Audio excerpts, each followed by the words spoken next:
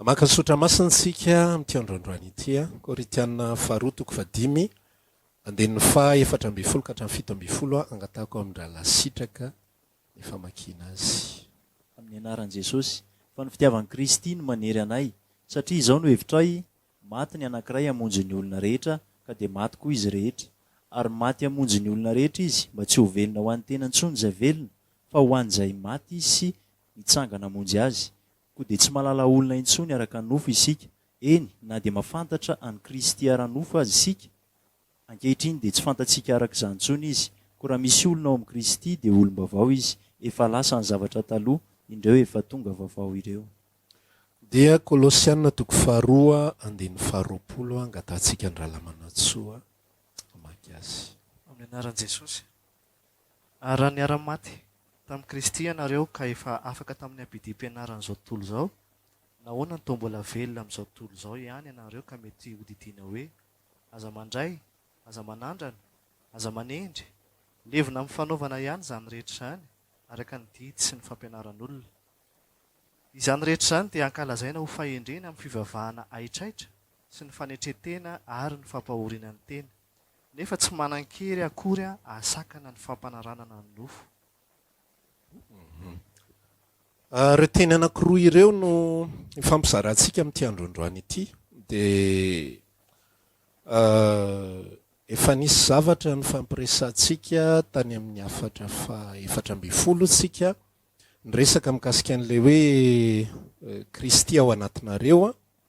4 tsika ny resaka ndray hoe fiainantsika ao amin'ny Kristy, dia zay hoy tsika ny atao hoe firaisana, zany hoe ity zavatra raha ity miditra ato dia ity zavatra raha ity miditra ato, mifampiditra zany ireo anankiroa ireo.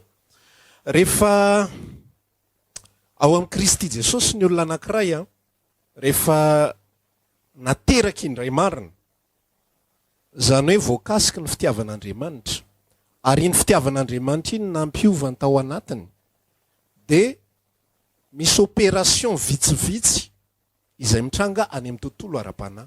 Tsy zavatra hita maso io fa tontolo ara-panahy. Zany hoe zavatra izay ataon'Andriamanitra sy tanterahan'Andriamanitra sy efa vitan'Andriamanitra moa zany lisy fa iainantsika sy ampafantarina antsika fotsiny mba hatonga antsika ino an'ilay izy sy andeha amin'ilay izy. Rehefa hiomana kely ako anao zao afatra zao dia ny zavatra henoko tany anatin'ny foko tany dia tsy hanome fampianarana be, fa ao anatina vanim-potoana toy izao dia napetraky ny tompo lehibe tao anatin'ny foko mihitsy ny fampahery amintsika ao anatin'ny afatr'Andriamanitra amin'ity androandroany ity. Dia iresaka tsika androany mikasika ny atao hoe le fanambarana izay novakindra lasitraka teto amin'ny Koritiana 2:5 hoe ankehitriny izy raha misy olona ao amin'ny Kristy dia olona vaovao izy, efa lasa ny zavatra taloha, indreo efa tonga zavatra vaovao izany. Le Kolosiana 2 manome fanazavana kokoa hoe ohatry ny ahoana ny fandehan'le zavatra vaovao izy ao amin'ny Kristy. Iverenantsika kely le fanambarana ary hoe ahoana ny opération izay mitranga, ahoana ny fandehan-javatra izay miseho ao anatin'ny tontolo ara-panahy, ary tokony iainantsika aty amin'ny tontolo hita maso, aty amin'ny tontolo iainantsika. Ny tontolo ara-panahy dia izao ny zavatra mitranga. Rehefa ny olona anankiray no mandray ny filazantsara, mandray ny fitiavan'i Kristy ao anatiny, dia manomboka mahafantatra amin'izay izy an'izay ambaran'ny apôstôly Paoly amin'ny Galatiana 2:20 hoe voaomby teo amin'ny hazo fijaliana miaraka amin'ny Kristy. Zany hoe maty iny olona anankiray iny, lasa maty iny olona anankiray iny. Azavaiko aminao hoe inona le maty? Ozy izy le teny teo zao, ny fitiavan'i Kristy iny manery anay, satria zao ny hevitray, maty ny ray hamonjy azy rehetra dia maty avokoa izy rehetrarehetra. Ary maty hamonjy azy rehetra izy mba tsy ho velona ho an'ny tena intsony izay rehetra velona, fa velona ho an'izay efa maty sy nitsangana hamonjy azy. Amin'ny fotoana zany, za zany ataoko ohatra, amin'ny fotoana nandray ny fitiavan'i Kristy dia maty ahako. Le maty ny vatantenako ity mbola hitanao, mbola io foana, mbola za foana ity.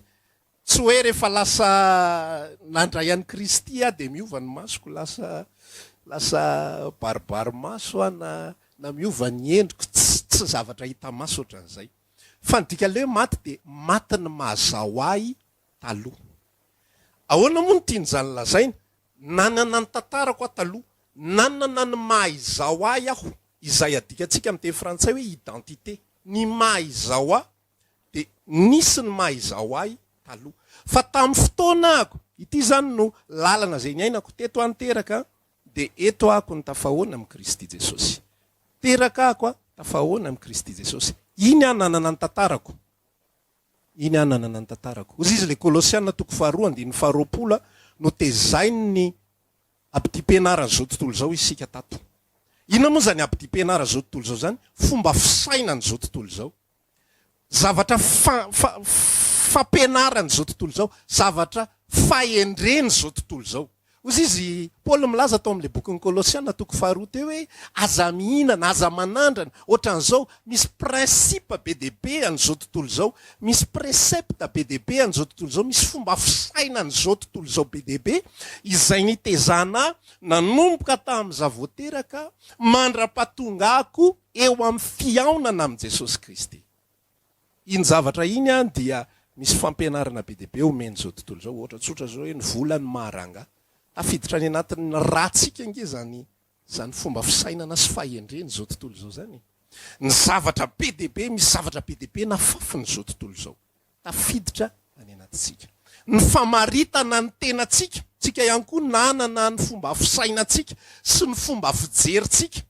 Ianao zao mahalala hoe ohatrohatry ny ahoana io endrikendrika io. Zany dia maintimainty, fotsifotsy, lavalava, fohifohy, ngita volo, tsobolo, de manana ny fomba fijeritsika sika hoe tiana atao hoe tsara, tiana atao hoe ratsy. Misy zavatra be dia be mihitsy zany efa voafafy tao anatitsika tao. Efa tafapetraka, efa tafaorina. Ny sasany ny fiarahamonina nametraka azy. Ny teny anao, le surnom kely tamin'ny mbola kely iny, izay nisy fetraika mihitsy ny arany sasany any anatiny any. Iketaka na ikiritika na tsy fantatro zay fomba fiantso tany de lasa nanova toetra tany anaty tany mihitsy le izy. Misy sasany nomena surnom ohatra hoe Kamla, Kyotobekibo, tsy fantatro avy zay mety fomba fiantsona tany. Ny zavatra ny ainatsika tany am-pianarana namaritra zavatra be dia be tao anatitsika tao. De natsangan'iny amin'izay le anao io de ianao zay amaritany fiarahamonina anao namarita ny tenanao anao za rehefa ohatran'izao de zao ny tsy tatiko, zao ahako, za mora tezitra, za mora kivy, za mora ohatran'izao, zako vetivety de faly, za olony fo, za olony zao, zako bebe apo zay, za ohatr'izao. Misy zavatra be dia be tafapetraka. Nofarita ny fiarahamonina, nofarita ny abdipenarany zao tontolo zao, ny fahendrena, ny fahalalana sy ny sisa.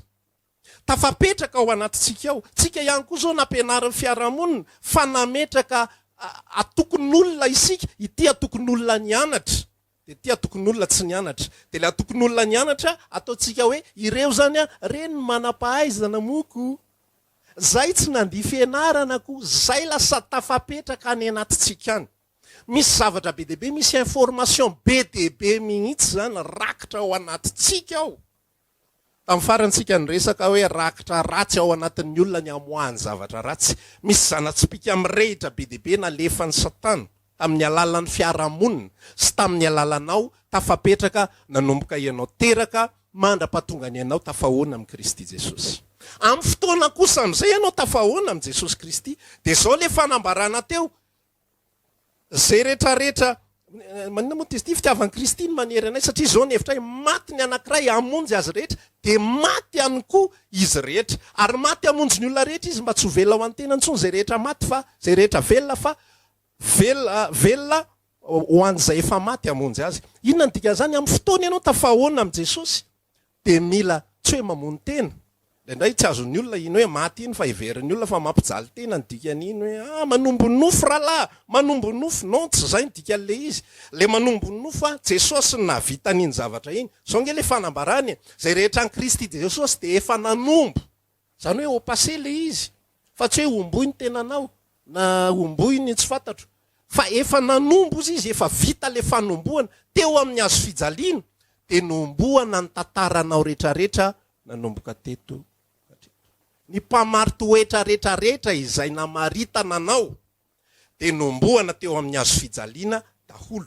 ny mpamary toetra rehetra zay namaritana ny tantara rehetra zay niangako avy eto hatreto raha mpangalatra ny titranetiko amin'ny fotoana tafahoana am' Jesosy de maty izay mpamary toetra mpangalatra zay mitovy am'le mampanota ihany tsy mpanota tsony ianao amin'ny fotoana ianao miara voaomba am' Kristy satria maniny efa maty le mpanota nomboana teo amin'ny hazo fijaliana le mpanota olona vaovao io olona eo izay mijoro eo io zay zavatra zay a mila azotsika zay fiarana amin'ny tompo fa raha vao tsy azotsika zay de le mpamary toetra taloha foana ny raisitsika iny foana ny tsarotsika iny le lazain'ny fiarahamonina iny le lazainao iny zao zany angatahako aminao rehefa misy fotoana ianao zany enao io zany zao le fanambaran'ny tenin'Andriamanitra teo hoe tsy malala olona araky ny nofo intsony isika tato ny tantaranao araky ny nofo de tsy fantatra arak'izay tantaranao araky ny nofo zay intsony ianao za zao taloha lazaiko anao za zay mitory zao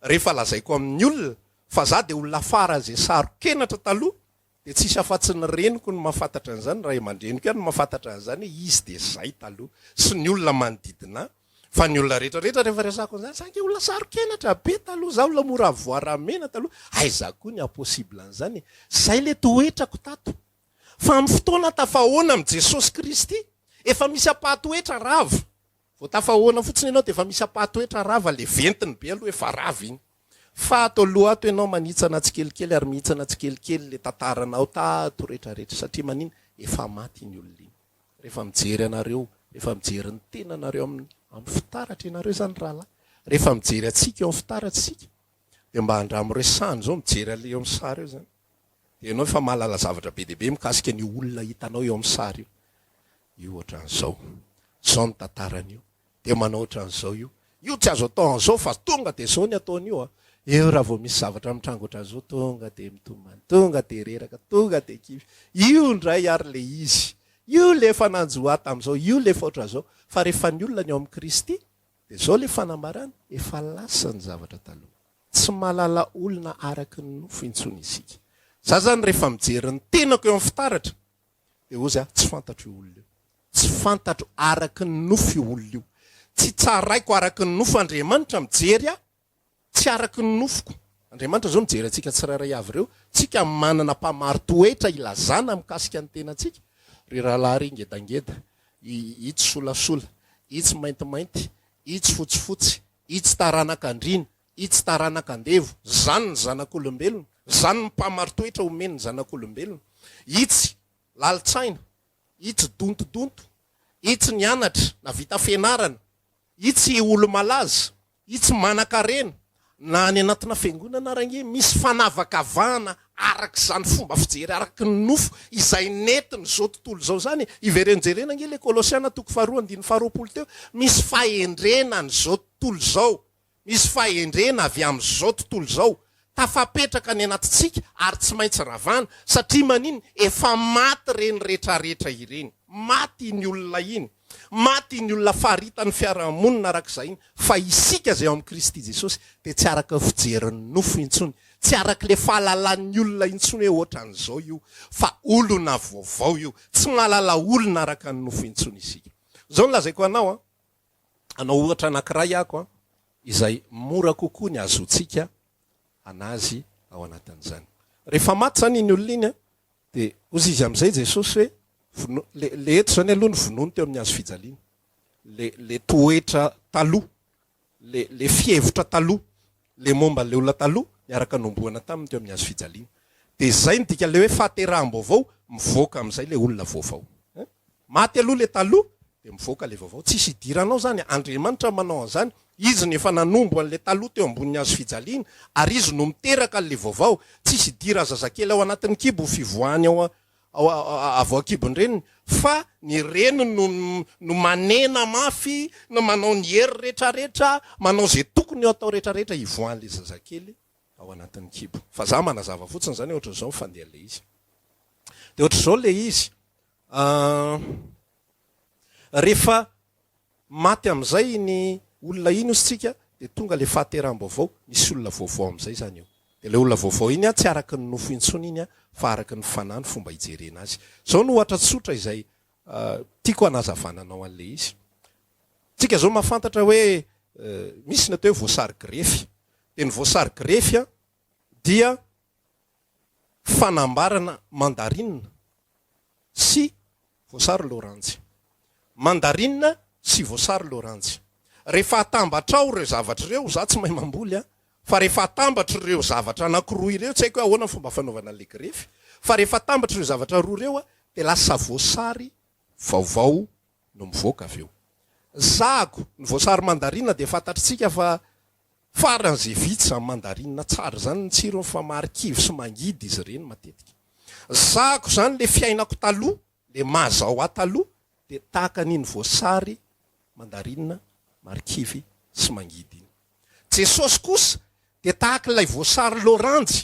Ny loranjy indray a tena tsara ny tsirony, misy tena mamy, tena misy fiantson'olona azy hoe voasary tatelina tsy fantatra fa tena mamy, tena mahafinaritra be mihitsiny. De zao mifandeha le izy, rehefa atambatra ireo voasary anankiroa ireo, de mivoaka avy eo voasary vaovao hafa mihitsiny. De tsy inona fa ny voasary grefy. Io voasary grefy io a de sady tsy mandarinina io no tsy loranjy, fa voasary karazany hafa mihitsy. Zao le fanambarana tao amin'le Korintiana faharoa toko 5 andininy fa 9 teo, koa dia tsy malala olona araky ny nofo intsony isika. Zany hoe tsy mahafantatra an'lay, tsy mahita an'lay mandarinina ao anatin'ilay grefy intsony isika. Ity le voasary grefy de hafa mihitsy io fa tsy mitovy an'ity mandarinina ity. De zao ihany koa fanambarana toy an'le izy, na Kristy ara de tsy fantatritsika araky ny nofo, tsy hitanao intsony le loranjy. Ity le voasary mandarinina teo, ity le loranjy teo, rehefa natambatra ireo roa reo, de tsy hoe mamofo voasary ianao, de mizara roa le asiny, ny asiny ilany mandarinina, de ny asiny ilany loranjy. Fa rehefa hoaninao le izy, de tsiro hafa mihitsy no heninao. Fa tsy mitovy an'le mandarinina izy, ary tsy mitovy amin'le loranjy. Rehefa nampiraisina ny fiainantsika sy ny fiainan'ny Kristy, zay le hoe Kristy ao anatitsika, ary isika ao amin'ny Kristy, rehefa nampiraisina ireo fiainana roa ireo, de fiainana vaovao tanteraka. Zao ny fanambaran'ny ten'Andriamanitra le ao amin'ny Filipiana toko 2 manomboka amin'ny 5 ka hatramin'ny faraka 10. Aoka ho aminareo izy zao sainy zao zay tao amin'i Jesosy Kristy koa, zay na de nanana ny endrik'Andriamanitra ary de nofoanany ny tenany tamina ka ny endriky ny mpanompo sy ny natongava no manam-pitoviana amin'ny olona. Inona ny dikan'izany? Ity le loranjy, le tsara be, fa nofoanany ny tenany rahalahy.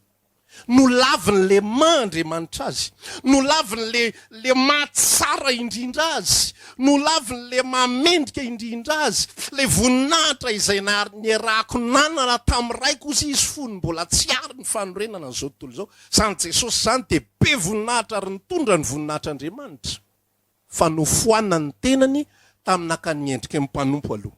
Lasa olombelona izy. Rehefa tonga olombelona izy, mbola tsy azo atao le fampiraisana.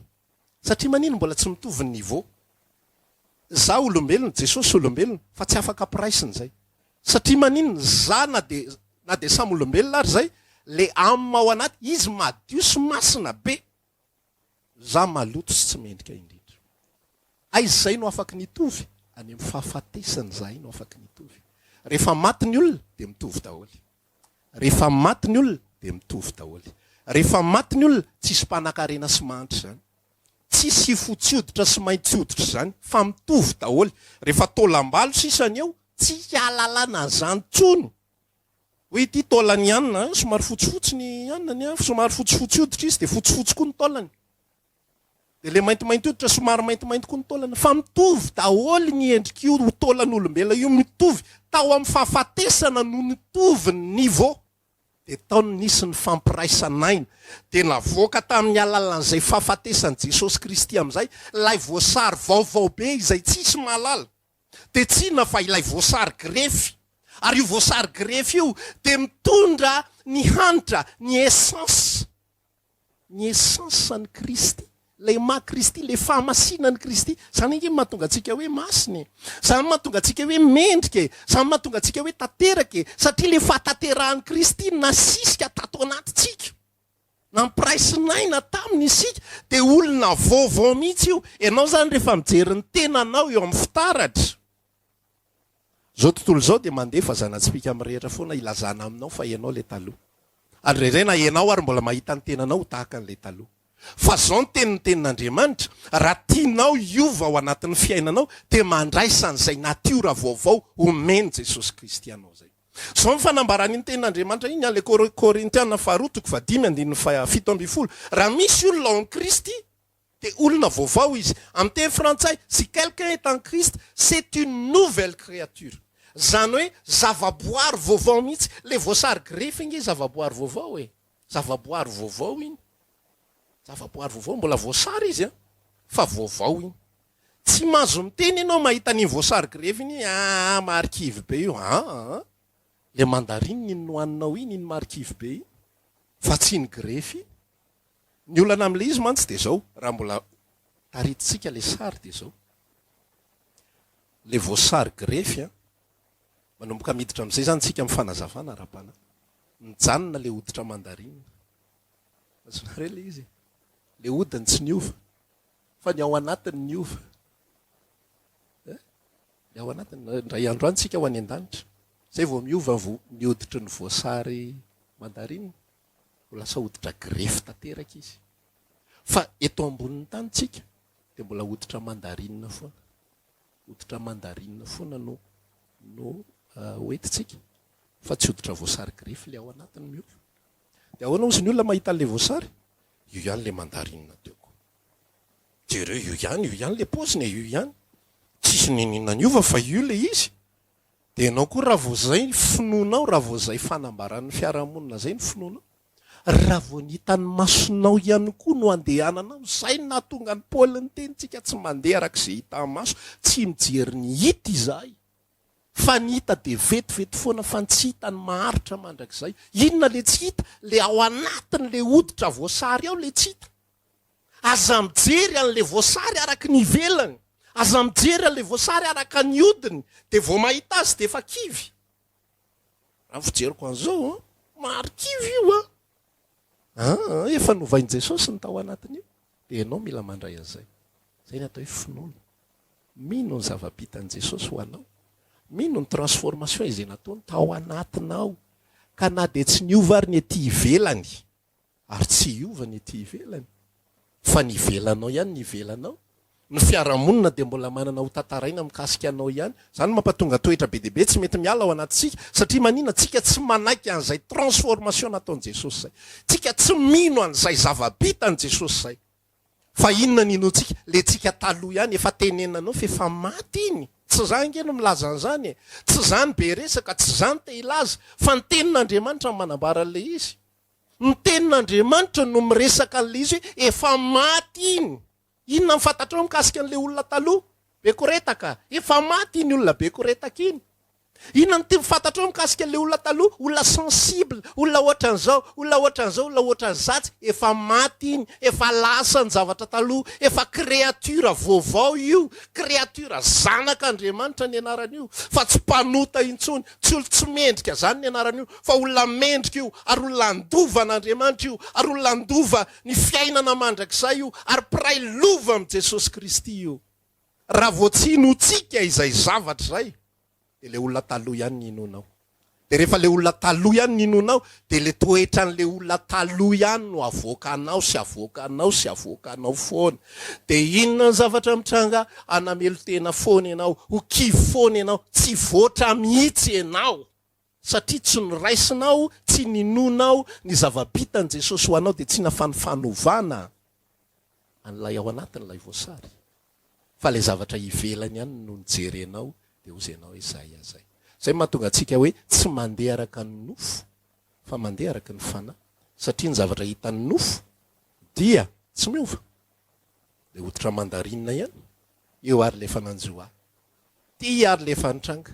Ty ary le ohatran'izao. Nisy fotoana efa nanao ohatran'izao fa tena zao no nataoko. Tena tsy tafavoaka mihitsy tamin'izay. Tena ohatran'izao, tsy manana tantara hafa intsony isika. Satria tsika de olona vaovao. Zay miresaka aminao zao misy olona nahafantatrahako tamin'izaho mbola kely fa tsy mahalala tsony izy ankehitriny. Satria maninona? Olona vaovao ao amin'ny Kristy ty.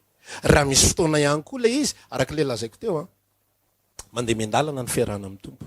misy zavatra tonga de nitsana sa tsy hay rahalahy vo nanaiky an Jesosy nareo de nisy zavatra tonga de lasa tsy zantsony hafa ty tonga de efa ekeko ohatra zao ny sasany hoe inona re tonga de afaka misigara ohatra tonga de afaka mitoka tonga de lasa manana ny zavatra tena alalana ny fahateram-baovao de zao misy faniriana setaeta te anakaiky an'Andriamanitra foana te iresaka amin'ny foana zay zao tonga de transformation tsisy idirany am'le olona taloha zay tsisy idirany am'le voasary mandarina zay le mandarina tsy tia an'izany manakaiky an'Andriamanitra zany tsy tia zany miresaka am'izany tsy tia fiderany zany fa na mihira le mandarina ny ampiangonina de mety ataony ko misafotsy fa le olona vaovao amin'ny Kristy tena maheno fifaliana sy firavoravona ao anatin'ny fiarahana amin'Andriamanitra zay zao efa transformation fa tsy zay fotsiny ihany le transformation tian'Andriamanitra iainantsika fa ny zavatra tian'Andriamanitra de isy zavatra foana hiavao ao anatitsika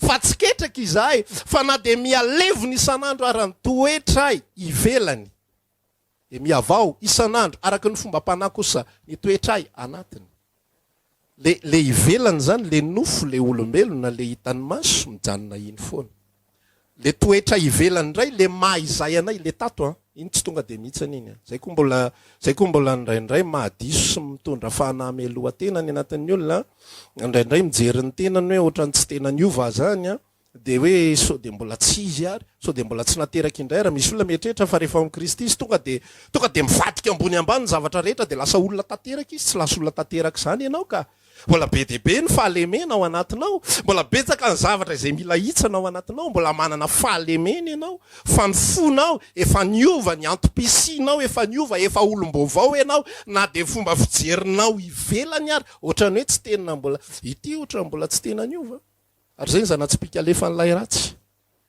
ianao ary mbola manao an'izao koa ampiasainy koa fiarahamonina ianao ary mbola manao an'izao ianao ary nge mbola nanao an'izao e za mivenao ny olom-baovao de taloha ihany zany rangaroa aza miseho azo vaovao zany fa mitovy ihany tsika e de avy ihany koa tsika tratran'izay zavatra ray de lasa tsy samytory filazantsara satria matahotra ho souleven'ny olona ho ingany atsingevan'ny olona ny tantara laza matahotra tadataona iny mba halala ohatra ny ahoana taloha mangalariko mantsy ny dimanjato ngiara iny taloha mantsy izaka mipetrapetraka amin'ny poketra de alaiko foana ny dimanjato ngiara iny tadidiny zay sarotra be ny tory filazantsara atsingevan'ny olona le taloha masahianao mijoro efa maty ny olona atsingevanao iny olona vaovao ty mijoro etanatrehanao ty olona afo ty zanak'Andriamanitra ty mpanompon'Andriamanitra ty olona ndovalanitra ty mpiray lova am' Jesosy ty na mpiray sinaina am' Jesosy ity tsy mahalala olona araky ny nofo intsony isika na Jesosy ara ozy izy na foiny Jesosy mihitsy ny natiorany na foiny Jesosy ny maha izy azy sy ny tantarany rehetrarehetra mba ho ampiraisina aminao jereo angeza ny voninahitra nomen'Andriamanitra atsika izay nateraka indray zany lehibe loatra nge zany rahalahy na foiny le maha izy azy tena ny foanany mihitsy ny ohatrany hoe akanjo zany le voninahitra tena janony tany an-danitra mihitsy ny olombelona hoay inona ny tsy atao mba hazona voninahitra fa nen'le zanak'Andriamanitra na foiny zao nambarany ten'Andriamanitra ny amin'ny Romana 7 any tsika ozy izy mety ahita olona anolotra ny ainy hamonjy ny mpanao soa fa tsika tsy ahita olona anolotra ny ainy hamonjy ny marina numéro 1 zany tsika ahita olona anolotra ny ainy mety misy ihany olona anolotra ny ainy ozy izy hamonjy ny mpanao soa misy olona mpanao soa be de misy olona vonina anolotra ny ainy hamonjy an'iny mba tonga n'iny tsy ho faty vonina ny olona fa tsika tsy ahita ny ainy tsy ahita olona anolotra ny ainy hamonjy ny marina indray misy olona marina tsy hanolotra ny aiko hamonjy an'io ka alao am'izao fa tsy manino fa zao ny nataon'Andriamanitra ozy Jesosy kosa nanolotra ny ainy hamonjy ny mpanao meloka nesoryn'le fitafiana tsara be le voninahitra ny rako nanana taminao ray napetra ny tany an-danitra ny akanjony zao natoko fa 7 misy azay raha tsy diso rehefa napetra ny tany an-danitra ny akanjony de nidina teto izy de inona ny nataony nanaiky izy hatramin'ny fahafatesana de le fahafatesana teo amin'ny hazo fijaliana inona ny antony nanekena hatramin'ny fahafatesana teo amin'ny hazo fijaliana satria ozy eo amin'ny fahafatesana ihany tsika zay vao mitovy niveau any tsika zay vao mitovy niveau aminy zay vao azo ampiraisina tsy azo ampiraisina ny olombelona sy ny biby tsy mety satria tsy mitovy le ao anaty ny zavatra roa tsy mitovy tsy azo ampiraisina le mandarinina sy le voasary samby voasary reo dia azo ampiraisina. Fa grefina mandarinina sy zavoka tsy haiko zany raha possible. Ohatrany tsy possible zany raha fahalalako azy. Tsy maintsy misy natiora mitovitovy ao vao azo ampiraisina. Dia nidina ilay zanak'Andriamanitra tany amin'ny farany ambany. Nidina tany amin'ny farany ambany sy farany ratsy indrindra. Zay nge raha lany mahatonga antsika tsy mitory zavatra ranofo satria lehibe loatra ny zavatra ara-panahy. Tsy hitan'ny olona zany zava-panahy vitan'ny zanak'Andriamanitra zany. Fa le fiainana andavanandro mila amboarina sy mila famonjena ihany ny tena tsapany olona. Fa tsika omen'ny olona zany fahatakarana zany hoe Jesosy Kristy na dia nanana ny endrik'Andriamanitra ary izy dia nilava ny tenany. Dia sao amin'izay le voasary nandany natiorany voasary mamy azy sy ny lafo vidy sy ny tsara indrindra. Dia nampiraisina tamintsika izay tsisy dikany. Nampiraisina. Dia rehefa nampiraisina io dia lasa vokatra vaovao. Dia jereo amin'izay le tantara. Jesosy samy manao sakrifisy rehetrarehetra mba hampiova ny natiorantsika. Mba tonga antsika olona hafa. Tsy mitovy amin'izao tontolo izao. Ho velona ao amin'ny Kristy. Dia jereo nge ny anjara asantsika sisy. Tamin'ny farany any resaka efa vitan'i Jesosy nge ny ady rehetra. Efa vitan'i Jesosy ihany koa fandresena fa ny anjarantsika dia mino sisa. Isaky miresaka Jesosy, isaky miresaka zava-panahintsika dia tsy afa-miala ny finoana. Dia jereo ny anjarantsika sisa mino ny zava-bitan'i Kristy. Fa amin'izay fotoana izay aritsika nge mbola jereo fa ny akamaroam-potoantsika mbola tsy mino.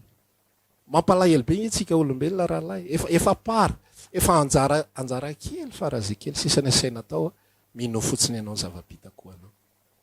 Fa mbola miodikodina be. Le kazao mbola mandeha foana, kazao. Ozy amondre mandeha hoe kazao. Kazao le izy, kazao zany foana ny teniny, tsy zany tsony. Efa lasa le taloha. Tsy enao tsony io, raiso zany, inno izany. Olona mahery ianao amin'ny Kristy. Olona feno ny herin'i Kristy ianao na dia misy fotoana renao mbola reraka. Tsy mahafoana ny mampahery anao zany satria tsy ianao no mahatonga anao mahery. Tsy ny natioranao taloha no hamaranao sy hitenenanao fa malemy ianao na ohatr'izany. Fa ny natioran'i Kristy ao anatinao. Fampaherezana izay zavatra izay mba hahatonga antsika hiatrika ekeo zany zavatra zany. Jesosy nividy an'izany tamin'ny vidiny lafo indrindra. Ianao mila mino ary izay le ady tsara ny finoana miady amin'izay manomboka androany. Tsy zao intsony io. Rehefa mijery fitaratra tsy le olona fantatro taloha intsony io. Raha ohatra ka voaray volana ianao tafahoana tamin'i Kristy, tsy le olona fantatro tamin'ny roa volana lasa io olona io. Tsy le olona tsy maininina tamin'ny roa volana lasa, tsy le olona ambaniny zao tontolo zao sy aratsiny zao tontolo zao tamin'ny roa volana lasa io. Fa olom-baovao ao amin'ny Kristy io. Olona nomeny Kristy ny maha izy azy. Voasary mamy io zany mba jerena. Ty resaka ty tsy positivisme, manaraka sika mbola iresaka ny tsy mampitovy ny positivisme sy ny fiarahana amin'ny Kristy. Ny positivisme mantsy fanamboaran-tsaina fotsiny. Teneniny tenanao hoe zao hoe fa ny ao amin'ny Kristy, Kristy ny ivo ny resaka rehetrarehetra. Kristy nanova ako. Rehefa mijery eo amin'ny fitaratra dia hitako ako amin'ny mason'ny Kristy ny ahitako amin'ny tenako. Fa tsy amin'ny maso amin'ny manofo aintsony. Satria manino efa maty ny olona. Amen na rahalahy. Efa maty tsika taloha. Efa tsy isika intsony izao. Fa efa olom-baovao ity isika ity. Mety manao erreur nareo raha pitso sy rafaka pitso. Fa rehefa vita ny erreur, zao foana ataovy ao anatin'ny saina. Efa nomboan'i Jesosy iny olona. Ary tsy iny ny amaran'ny Kristy atsika. Tsy hoe miena ny fitiavany rehefa manao erreur ianao. Na lasa tsy masimasina tsony niena ny fahamasinanao. Fa tsony ianao niena zay le fahamasinana. Izany io fa tsony io. Foana ritra tsisy tsony io fahamasinana io dia verina amin'le taloha indray. Tsy zany ny prinsipany io.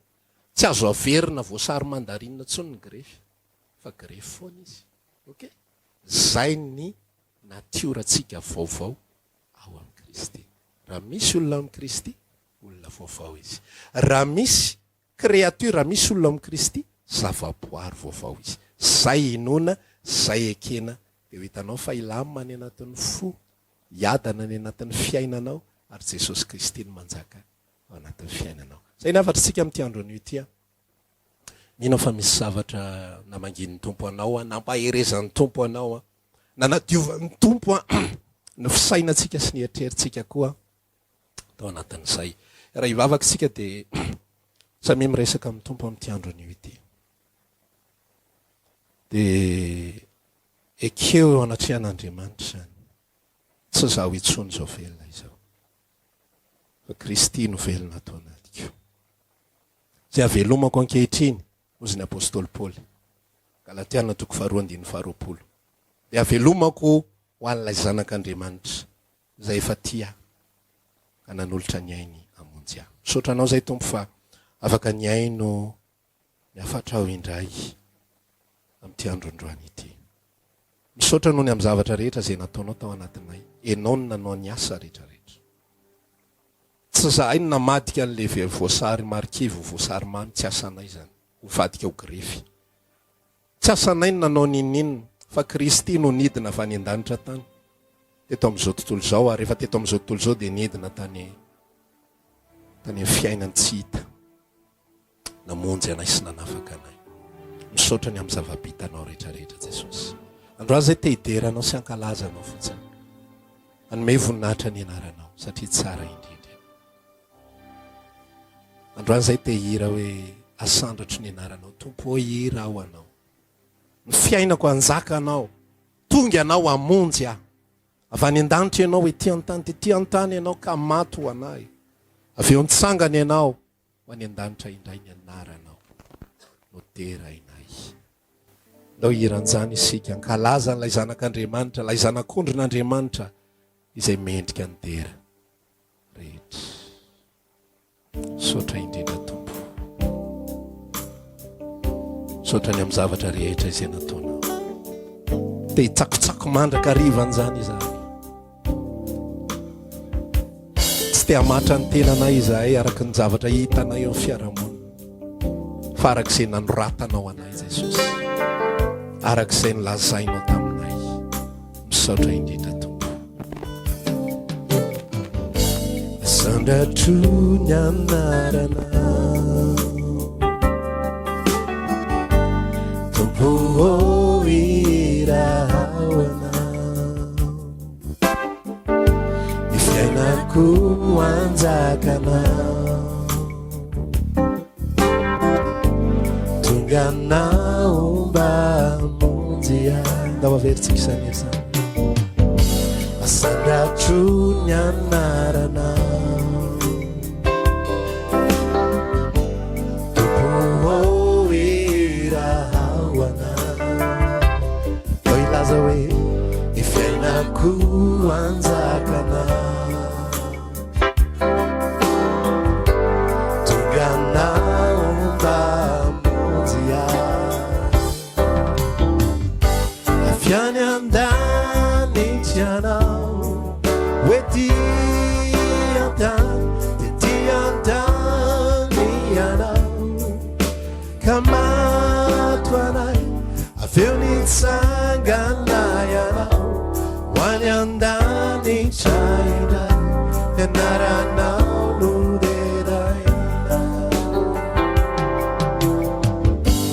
Sandratro ny anaranao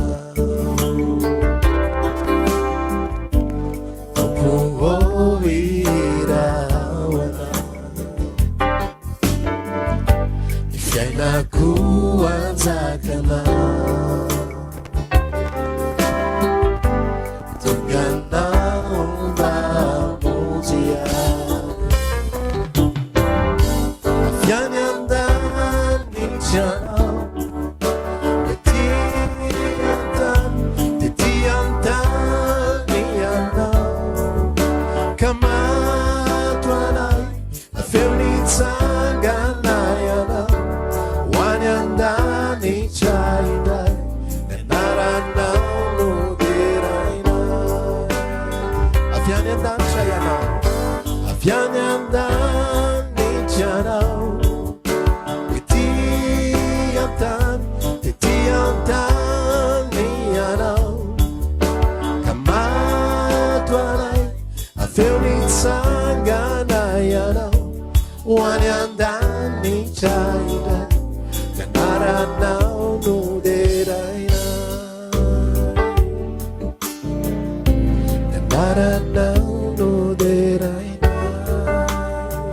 Ataontsika farany. Ny anaranao no deraina. Saotra Jesosy. Eny ary faran'izay tony programantsika misaotra antsika rehetra nahatratra amin'ny farany, misaotra nyreto rahalahy mpiara miasa reto ihany koa, diso maromaromaro zay androany a, misaotra ny rahalahy mpitendry anankiroa, misaotra rahalahy mpakasary anankiroa. Mety gaga ianao eto misy feom-behivavy le izy a, misy feon'ny vadiko any ambadika any a, misaotra azy ihany koa tsika, misaotra antsika amin'ny zavatra rehetra, dia manona ny fiadanana sy ny fahasoavan'ny tompo amintsika. Raha mbola mitoy ny confinement dia mahereza miorena tsara ao amin'ny tompo daholo, manararota fa omeny tompo fotoantsika ahafahana mampitombo bebe kokoa ny fifandraisantsika aminy a, firesadresantsika aminy a. Rehefa tsy maintsy miconfine dia miconfine ava miaraka amin'i Jesosy, fa toa ho a miresa manararota fotoana rehetrarehetra, indrindrindrindra antsika zay milaza hoe tsy manam-potoana zay tsy manam-potoana ivavahana, zao anao be fotoana be dia 8 eo ary zay ataonao a, dia ataovy le izy a, dia masotomy miaintro sy manaraka ny hafatra.